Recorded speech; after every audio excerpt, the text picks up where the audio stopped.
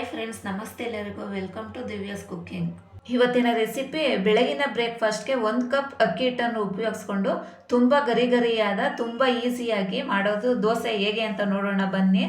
ಅದಕ್ಕೆ ಕಮ್ಮಿ ಇಂಗ್ರೀಡಿಯೆಂಟ್ಸಲ್ಲೇ ಮತ್ತು ಕಮ್ಮಿ ಸಮಯದಲ್ಲೇ ಮಾಡುವಂತಹ ದೋಸೆ ಮತ್ತು ರುಚಿಯಾಗಿಯೂ ಇರುತ್ತೆ, ತುಂಬ ಚೆನ್ನಾಗಿರುತ್ತೆ. ಹಾಗೆ ನನ್ನ ಚಾನಲ್ ಯಾರ್ಯಾರು ನೋಡ್ತಾ ಇದ್ದೀರಾ ಪ್ಲೀಸ್ ಸಬ್ಸ್ಕ್ರೈಬ್ ಮಾಡಿ. ಇವಾಗ ಒಂದು ಪಾತ್ರೆ ಇಟ್ಟಿದ್ದೀನಿ. ಆ ಪಾತ್ರೆಗೆ 1 ಕಪ್ ಅಕ್ಕಿ ಹಿಟ್ಟು ಹಾಕ್ತಾ ಇದ್ದೀನಿ.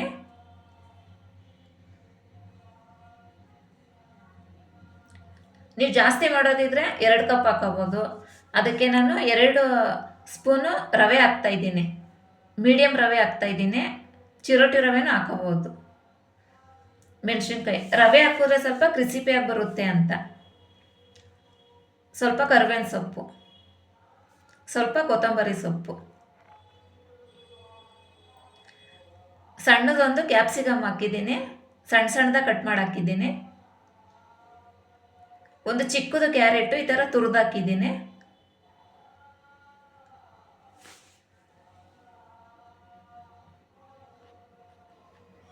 ಸ್ವಲ್ಪ ಜೀರಿಗೆ ಹಾಕ್ತಾ ಇದ್ದೀನಿ, ರುಚಿಗೆ ಉಪ್ಪು. ಇವಾಗೆಲ್ಲನೂ ನೀಟಾಗಿ ಮಿಕ್ಸ್ ಮಾಡ್ಕೋಬೇಕು.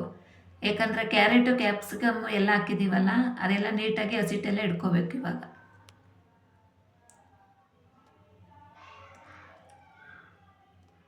ಇವು ನೀಟಾಗಿ ಮಿಕ್ಸ್ ಮಾಡಿಕೊಂಡು ನಾನು ಯಾವ ಬಟ್ಲಲ್ಲಿ ಅಕ್ಕಿ ಹಸಿಟ್ಟು ತಗೊಂಡಿದ್ನೋ ಆ ಬಟ್ಲಲ್ಲಿ 3 ಬಟ್ಲು ನೀರು ಹಾಕ್ತೀನಿ.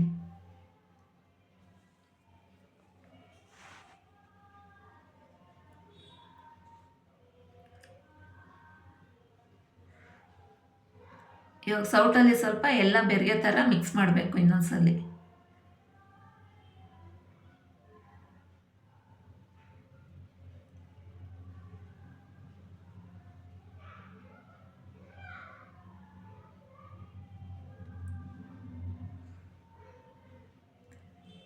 ನೋಡಿ, ಇಷ್ಟು ತೆಳ್ಳಗಿದೆ.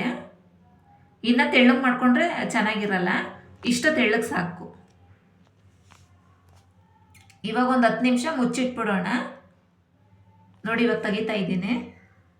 ರವೆ ಹಾಕಿರೋದ್ರಿಂದ ಸ್ವಲ್ಪ ಗಟ್ಟಿ ಏನಾದರೂ ಆಗಿದ್ರೆ ಇನ್ನೊಂದು ಸ್ವಲ್ಪ ನೀರು ಹಾಕೋಬಹುದು. ಇಷ್ಟು ತೆಳ್ಳಗಿದ್ರೆ ಸಾಕು.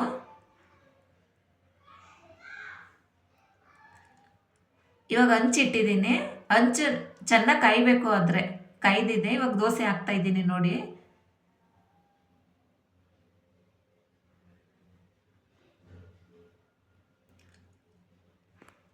ಗ್ಯಾಸ್ ಉರಿ ಮಾತ್ರ ಹೈ ಫ್ಲೇಮಲ್ಲೇ ಇರಬೇಕು. ನಾವು ಕಮ್ಮಿ ಮಾಡ್ಕೊಂಡ್ರೆ ಅದು ಜಾಸ್ತಿ ಇದಾಗಲ್ಲ. ಜಾಸ್ತಿ ಉರಿಲೇ ಬೆಂದರೆ ಚೆನ್ನಾಗಿರುತ್ತೆ. ಎಣ್ಣೆ ಹಾಕತ್ತಾ ಇದ್ದೀನಿ. ಎಣ್ಣೆ ಬದಲು ನೀವು ತುಪ್ಪ ಇದ್ರೆ ತುಪ್ಪ ಹಾಕೋಬಹುದು.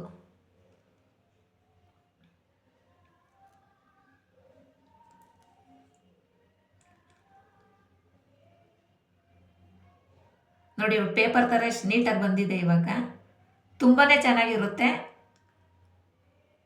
ಇವಾಗ ಇನ್ನೊಂದು ದೋಸೆ ಹಾಕಿ ತೋರಿಸ್ತಾ ಇದ್ದೀನಿ. ನೀವು ಬೇಕಾದ್ರೆ ಈರುಳ್ಳಿನೂ ಹಾಕೋಬಹುದು. ನಾನು ಕ್ಯಾಪ್ಸಿಕಮ್ ಹಾಕಿದ್ದೀನಿ, ಈರುಳ್ಳಿ ಹಾಕಿಲ್ಲ.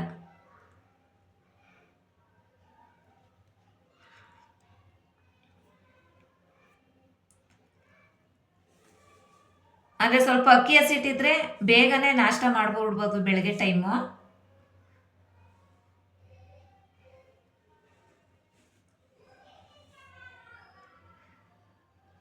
ಇದಕ್ಕೆ ಚಟ್ನಿನೂ ಬೇಕಾಗಿಲ್ಲ, ಹಂಗೆ ತಿನ್ಬೋದು. ಬೇಕಾದರೆ ಹಂಗೆ ತಿನ್ನೋಕ್ಕೂ ಕೂಡ ಚೆನ್ನಾಗಿರುತ್ತೆ.